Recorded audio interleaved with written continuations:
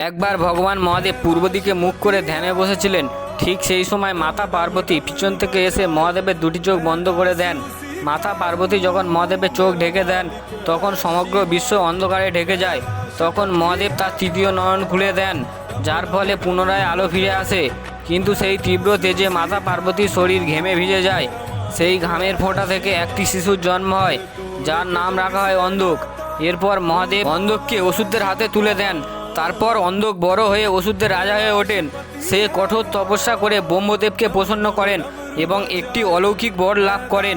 আমার মৃত্যু তখনই হবে যখন আমি আমার মাতাকে কামনার দৃষ্টিতে দেখব। এই বর লাভের পর অন্ধক দেবতাদের পরাজিত করেন এবং তিলক জয় করেন।